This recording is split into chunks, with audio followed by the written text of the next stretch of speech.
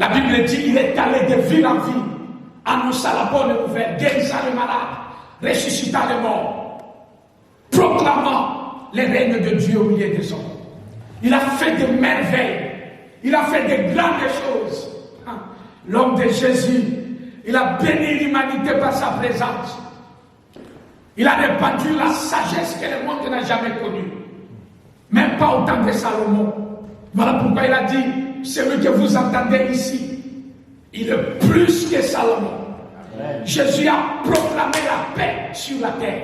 Il a dit aux hommes, les chemins de la vie, les chemins du salut, les chemins de la bénédiction. C'est moi, je suis le chemin, la vérité et la vie. Quiconque vient à moi ne mourra plus, aura la vie sauve. Bien, il a dit des choses. Les gens étaient étonnés. Les gens étaient bénis. Se sont dit, mais voilà le Messie. Celui qui devait venir. Gloire au Seigneur. Amen. Il y a des moments où, bien aimés dans le Seigneur, nous avons besoin d'écouter des bonnes nouvelles. Nous avons besoin d'écouter l'évangile. La parole qui nous rassure. Que Dieu est vivant. Que Dieu est bon. Dieu est l'auteur de notre salut. Amen. Et c'est ce que Dieu veut que tu comprennes cet après-midi. Il est l'auteur de ton salut. Il est l'auteur de tes bénédictions. Amen. Dieu est l'auteur de tous les exploits de ta vie. C'est lui qui est venu afin que tu retrouves le salut, que tu ne sois pas perdu, mais par son Fils Jésus, tu sois sauvé. Ça, ce sont des promesses de bénédiction. C'est l'œuvre que Jésus est venu accomplir ici sur la terre. Et quand il parlait ainsi, mais la foule l'a suivi. Il y avait beaucoup de personnes derrière lui. Il y a même un homme qui voulait le suivre, mais il s'est rendu compte que son père venait de mourir. Elle va se permettre de dire au Seigneur, mais maître, laisse-moi aller d'abord enterrer mon père, et après je reviendrai te suivre. Jésus lui dit, comme tu es déjà venu, ne rate plus. Et heureusement, il n'y avait pas de téléphone à ce moment-là. Comme tu es déjà venu, ne rate pas. Parce que si Internet était là, ce monsieur n'a pas de compassion pour les gens. Il se parle le fils de son père qui vient de mourir. Et puis il lui a répondu, laissez les morts, enterrez les morts. C'est-à-dire, tu es là à côté de celui qui est la vie. Et il est en train de répandre la vie. Suis-moi et tu vivras. Alléluia. Les gens, ce monsieur-là, n'est pas allé voir son père enterré. Non. Il a laissé. Il n'est plus rentré. Les gens, il y avait des femmes. Les femmes des autorités. Elles ont tout abandonné. Les femmes mariées. Il y avait 7 qui étaient là. La Bible dit, elles apportaient le soutien financier à Jésus. 7 femmes, toutes mariées, elles suivaient Jésus. Suivaient Jésus partout. Bien aimé dans le Seigneur. C'était des moments où personne ne pouvait résister, tellement qu'il avait la bonne nouvelle. Les gens de toutes catégories, bien aimé dans le Seigneur. Ils ont placé en deuxième position ce qu'ils faisaient. Et ils ont mis Jésus en première position. Parce que quand je dis les femmes ont laissé les foyers, il y a d'autres femmes qui se préparent à quitter leur foyer. Et ils disent, voilà, il y a des femmes qui ont laissé les foyers pour Jésus. Non, c'est pas ça. Ils ont considéré Jésus comme prioritaire par rapport à leur foyer. Parce que la Bible ne dit pas qu'elles étaient devenues divorcées. La Bible dit qu'elles étaient mariées. C'est-à-dire qu'elles n'ont pas quitté leur mari, mais elles continuaient quand même à faire quoi? À soutenir le Seigneur. Mais il y a beaucoup de gens. Jésus a été suivi. Il avait une foule qui le suivait. Mais il est arrivé au moment.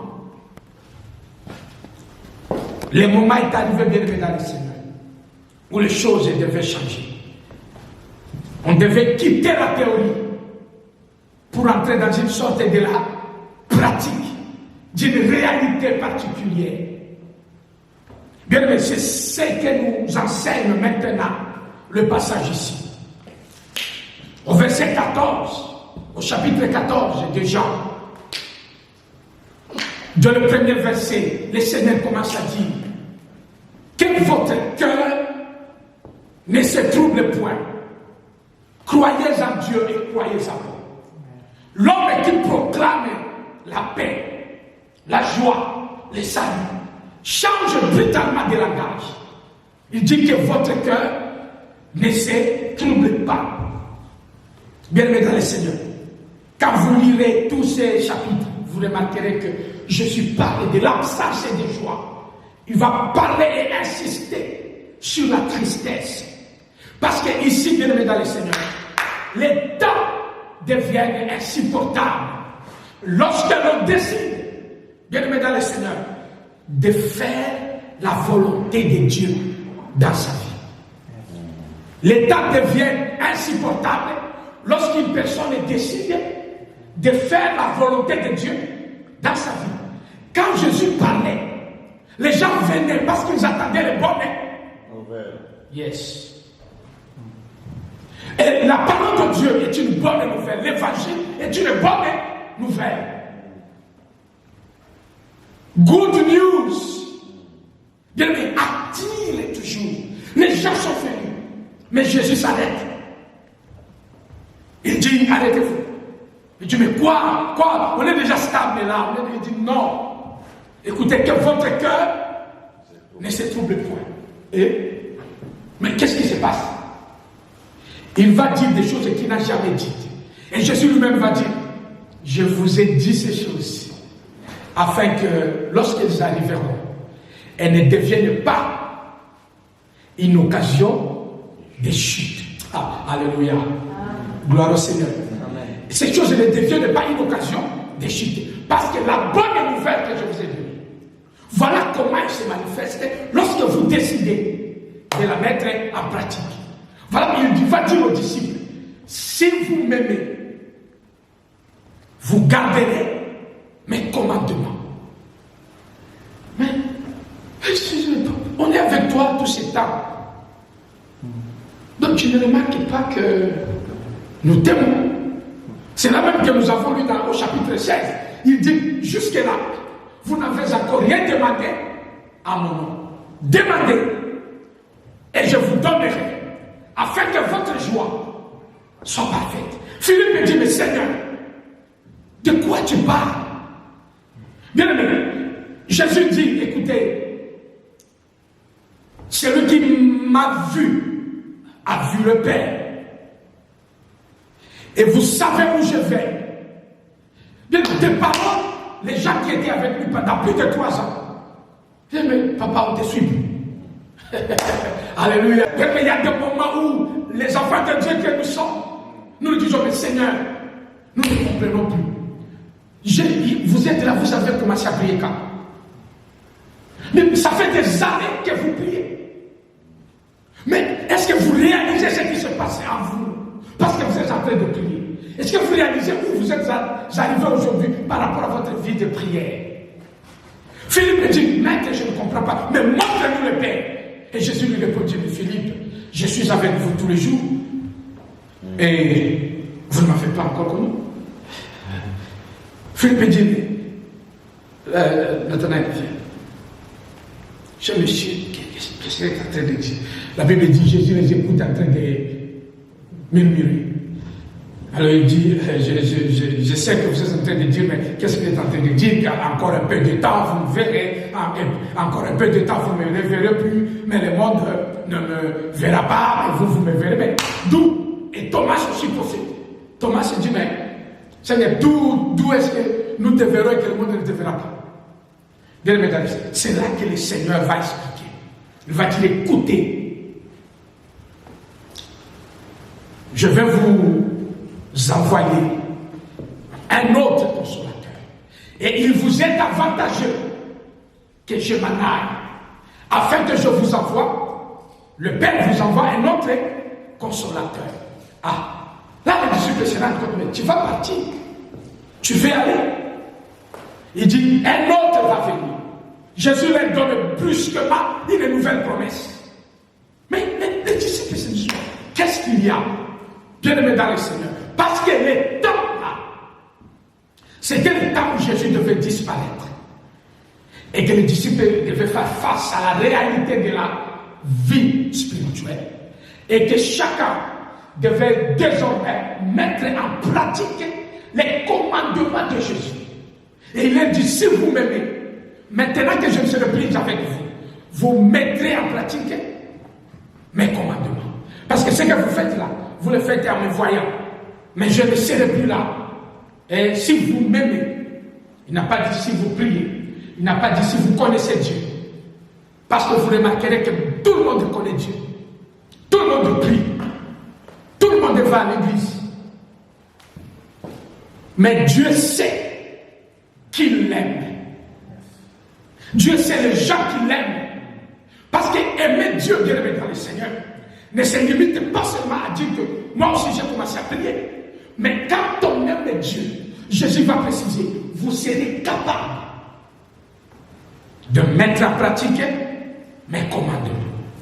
Et Jésus remarque que ça ne sera pas facile, parce que les temps deviendront insupportables.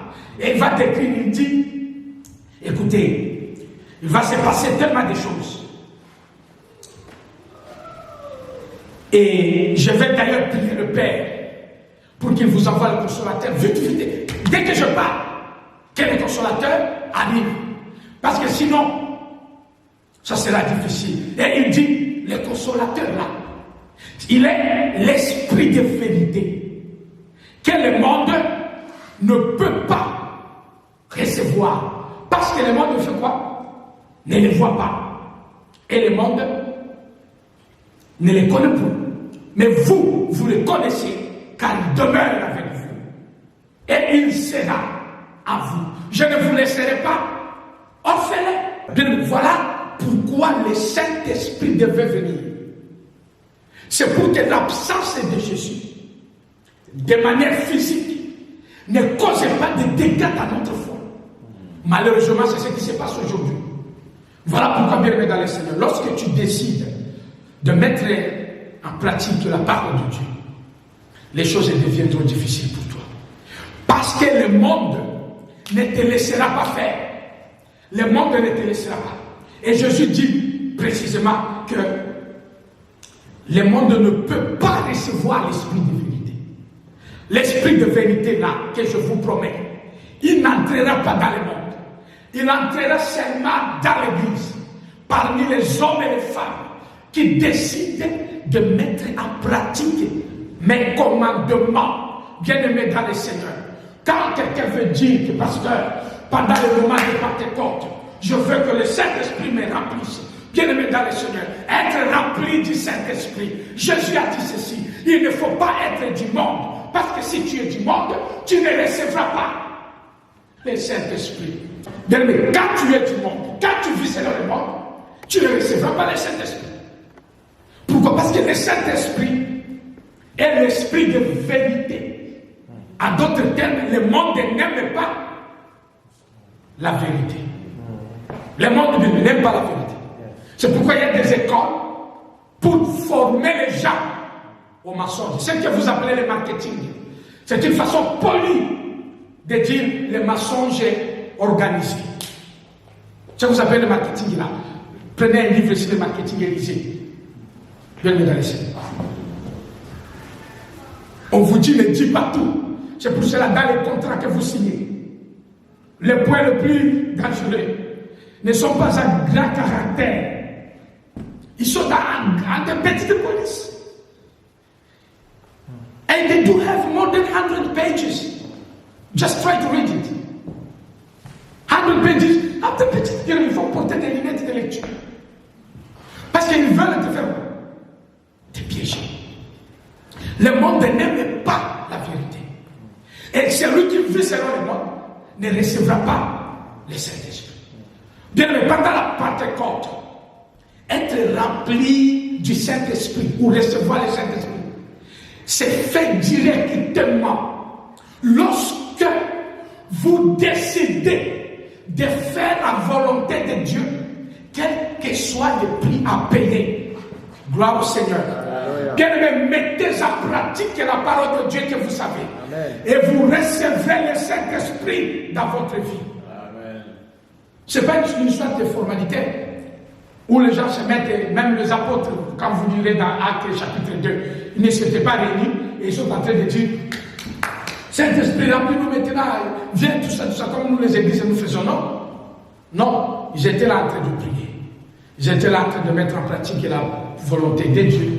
Et la Bible dit tout à coup, vers un vent qui souffla et des flammes de feu descendirent sur les têtes comme des lames, des langues. Tout à coup, c'est-à-dire qu'ils ne se préparaient pas. Ils ne voulaient pas que le Saint-Esprit descende le jour de la Pentecôte. Ils n'ont même pas fait la requête par rapport à ça. Mais le Saint-Esprit est venu pourquoi? Parce qu'ils avaient gardé les commandements de leur Seigneur et qu'ils ont montré qu'ils aimaient Dieu. Bien-aimés dans le Seigneur, les temps deviendront insupportables lorsque tu décideras de mettre en pratique la volonté de Dieu. La théorie des choses que Dieu dit est facile. Être chrétien, c'est vraiment facile.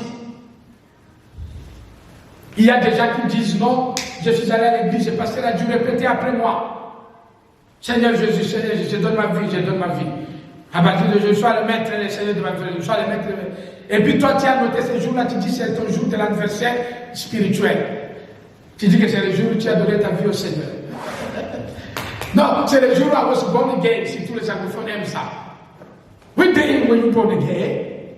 No, that was when I was 18, and one of the pastors who visited our area, blah, blah, blah. And he said this, and then I repeated the word. So I received Jesus, I was born again, since that day. Bien-aimé dans le Seigneur, je pousse que c'est là. Le Seigneur dit jusqu'ici, vous ne m'avez pas encore aimé. Or, les gens là étaient avec Jésus. Jésus leur dit, vous n'avez pas encore prié. Vous n'avez encore rien demandé. Mais vous pouvez passer beaucoup de temps dans l'église. Et elle n'est jamais été remplie du Saint-Esprit. C'est incroyable. C'est incroyable. Passer beaucoup de temps. Parce que pour arriver à ce niveau-là, bien aimé dans le Seigneur, il faut qu'il y ait le contraste, le déséquilibre entre toi et le monde. Si vous êtes sur le même plan avec le monde, bien aimé, ça devient difficile. Il a dit, le monde ne recevra pas le Saint-Esprit. Mais vous qui m'aimez, vous le recevrez. C'est une question d'engagement. Bien, mais votre engagement doit être sérieux avec Dieu. Parce que Dieu ne sera pas là, dans la cachette. Mettons les choses de Dieu aussi, bien aimé. Prenons en considération le fait que Jésus nous a sauvés. Amen. Nous sommes sauvés par Jésus. Qu'il est mort dans la croix et que nous l'aimons. Bien, mais il y a une personne qui aime Jésus cet après-midi et qui dit, je garderai ses commandements. Bien, quand tu dis ça, l'Esprit de Dieu viendra en toi. La Bible dit, il demeurera en toi. Et à ce moment-là, tout ce que tu demanderas, au nom de Jésus, le Père fera quoi? Te l'accordera. Pourquoi? Parce que les temps te seront insupportables. Bien, Jésus a parlé des paniques, il dit, mais que votre cœur ne se trouble pas. Il a vu que les gens seront troublés. Mais les apôtres, aujourd'hui on dirait, mais pasteur, parle bien, il y a des gens qui disent, les théologiens qui nous enseignent, il dit pour que les gens écoutent le message, hein, promettez-les des choses, essayez des formalités, glisse des choses des choses qui vont toucher les gens et puis les temporiser quand même. Non, ici Jésus était clair. Il dit, écoutez, croyez-moi, il y aura des jours qui vont venir où même on vous traînera devant les tribunaux. On vous exclura des synagogues. Et celui qui vous fera mourir croira qu'il est en train de rendre un culte à Dieu. Donc, même quand on vous fait du mal, on va penser qu'on est en train de servir Dieu. Je voudrais quand même le corriger. Je voulais lui montrer que moi je ne suis pas de ce niveau. Vous savez, nous sommes en train de prier, mais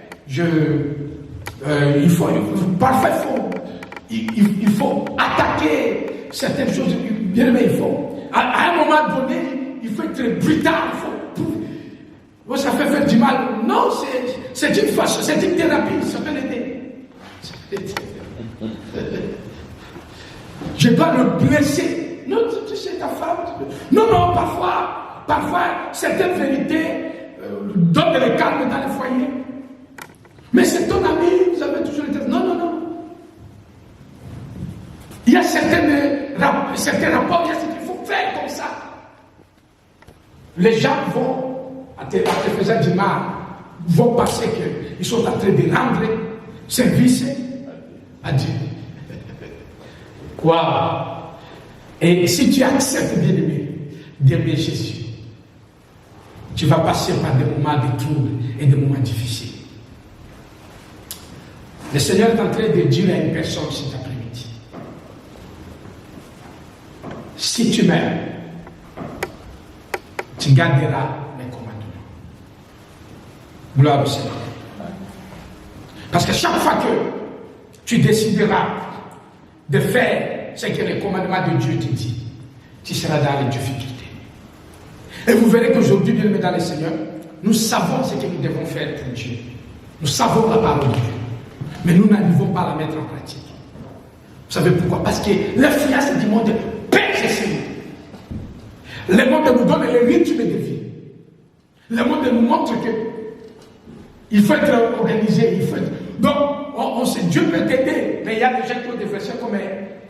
Oui, on sait que Dieu t'aidera, mais il y a un verset qui dit: aide-toi, et le ciel t'aidera. Ce n'est pas dans la Bible. Ce n'est pas dans la Bible. Aide-toi, moi je vais... Bon, montrez-moi vraiment, vous avez mon numéro de téléphone, envoyez-moi ce passage-là. Aide-toi, le ciel t'aidera. Non, bien aimé dans le ciel. C'est comme si nous considérons que, même si nous prions, écoutez, c'est quand finalement on a le temps libre, quand on a la disponibilité, lorsqu'on a la possibilité, là on peut faire quelque chose. C'est là que Jésus dit, ça va être des moments insupportables. Vous allez être maltraités.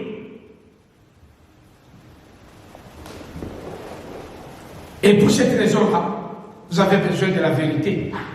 Vous avez besoin du consolateur. Bien, pourquoi il parle du Saint-Esprit comme le consolateur? Parce que vous serez en deuil. Vous serez dans les difficultés. Vous allez connaître des moments difficiles. Bien aimé dans le Seigneur, si vous prenez au sérieux les choses de Dieu, vous connaîtrez des moments difficiles. Combien de mes sœurs aujourd'hui, parce qu'elles mettent en pratique la parole de Dieu, les fiançailles ont été repoussées. Les hommes les menacent. Bien, mais il y a des gens qui travaillent au travail, on les menace. Parce qu'ils veulent mettre en pratique la parole de Dieu. Toi, tu lui dis qu'on fait ça parce que nous sommes enfants de Dieu. Non. Dès que tu fais ça, moi je laisse. Continue ta vie, fais ta magie. Moi, je ne suis pas vos histoires là. Moi, je ne suis pas vous. Ou bien moi, ou bien toi, Jésus. Et Dieu soit loué parce qu'il y a des sœurs, il y a des frères aujourd'hui qui aiment le Seigneur. Et que malgré les menaces là, ils ont tenu bon. Ma soeur, mon frère, le Saint-Esprit de Dieu va te consoler. Amen. Il est venu pour que dans des moments difficiles comme celui-là, nous soyons consolés. On nous donne l'esprit parce que nous sommes dans des moments de guerre. Nous sommes dans les moments de troubles. Il faut que le Saint-Esprit vienne nous consoler, nous fortifier. Bien, mais quand tu commences à voir que les choses de Dieu deviennent faciles pour toi, c'est comme si tu tapes à côté. Bien, mais c'est comme si tu tapes à côté. Tu veux dire quoi, pasteur? Ça veut dire que lorsque tu te mets, bien, mais à mettre en pratique la parole de Dieu, le monde ne t'acceptera pas. Le monde trouvera que c'est bizarre. Voilà pourquoi le monde ne peut pas recevoir le Saint-Esprit. En d'autres termes, tout enfant de Dieu qui vit sur le monde ne recevra pas non plus le Saint-Esprit. Ce n'est pas un slogan. Bien, ce n'est pas une cérémonie de Pentecôte. C'est plus que ça. C'est une question des amoureux de Jésus-Christ. Des hommes et des femmes qui disent: Seigneur, je suis là. Que ta volonté soit faite, quelles que soient les circonstances, quel que soit le prix à payer. Gloire au Seigneur. Et un autre élément, bien aimé, par rapport au Saint-Esprit, pourquoi il a été promis. Non pas seulement parce que les temps seront insupportables lorsque vous décidez de mettre en pratique la volonté de Dieu. Mais le Seigneur va préciser un autre élément capital, bien aimé, que le monde se réjouira. Mais l'Église sera dans la tristesse. Waouh! Le monde se réjouira.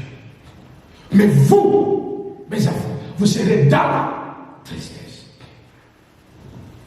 Il précise, il dit, vous pleurerez, vous vous lamenterez.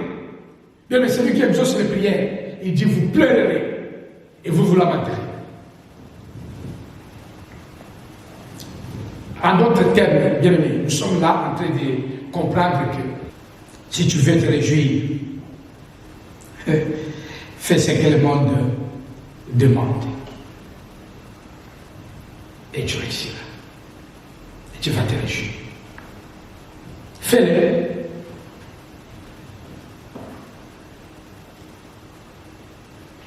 Mais nous serons dans la tristesse. Parce que le monde ne nous laissera pas les choses. Bien, mais les temps difficiles arrivent. Avant, les chrétiens marchaient avec la Bible partout. Aujourd'hui, ça devient un peu difficile. Les gens préfèrent, les gens ne nient pas qu'ils soient chrétiens, non. Les gens préfèrent être neutres. C'est le commencement du reniement de leur foi. Ils préfèrent être neutres. Quand ils arrivent quelque part, non, ils ne manifestent pas être chrétiens. Ils préfèrent être neutres. Vous savez pourquoi? Parce qu'ils veulent s'adapter selon l'environnement, selon les choses. Et ils ne veulent pas froisser les gens. Mais ils préfèrent que lui ou son Seigneur soit froissé. Bien-aimés dans le Seigneur, comprenons que la grâce de Dieu fait qu'aujourd'hui, nous avons un consolateur qui, pendant des moments difficiles comme celui-là, viendra nous soutenir. Gloire au Seigneur. Tu n'as pas besoin de céder, bien-aimé dans le Seigneur. La tristesse te touchera. Mais le Seigneur dit, si vous gardez mes commandements, je reviendrai.